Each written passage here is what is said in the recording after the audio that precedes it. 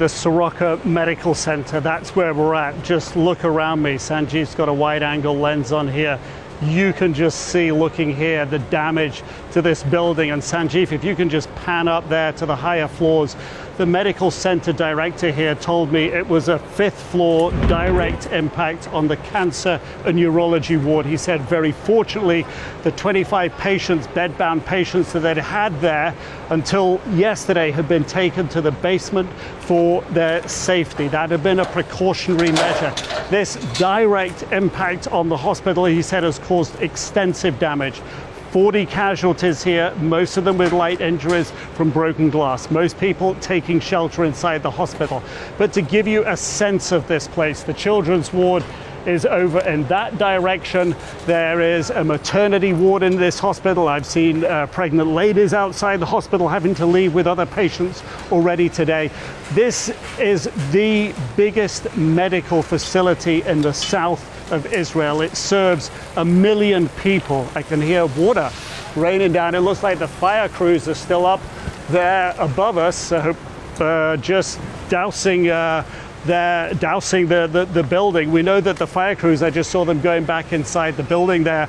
The recovery mission, the search mission for people who might be injured or trapped inside the hospital, that is over. But now there's a complete mechanical structural assessment going on here. And as I was saying, 1,200 beds in this hospital. The community it serves, both Arab and Jewish. There are 1 million people in the community here that use this hospital on a regular basis. The fire guys up here are telling us we've just got to move back a bit. So we're going to keep talking to you.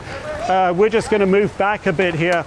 But Audie, if you just follow me and Sanjeev here, you get a sense of the destruction. Look at all this twisted debris around here. Fire trucks backed up as far as you can see. This has really raised the temperature on this conflict. The politicians who've been coming here have been talking very clearly. This was an intentional strike on the hospital by Iran, and the Prime Minister very clearly calling for an uptick in strikes on Iran. We're moving now because we're being given very firm instructions to leave the area. You can stay with me, Audie, if you like. We're just going to pull back. Thanks, guys. Thank you very much. Thank you. Thank you. We'll try and give you a better perspective of what's going on when we get back down here. Sanjeev, I know you're working the camera as best you can. The fire trucks here, they've been the relief and support. These guys are some of the first on site here. We can turn around and take a look now where we had to pull back from. What you can see up on the top level, the 5th floor, you can see the firefighters up there giving that inspection. The hospital director told me was going to happen. They're pouring water on that level. It's all black and charred. When you get a little bit away from the building, maybe Sanjeev, you can pull up, see the side of the building there. You can see the concrete ripped back, toppled down. A 1,200 bed hospital. Like all hospitals in Israel, this one, as a precautionary measure, had been moving patients to the basement.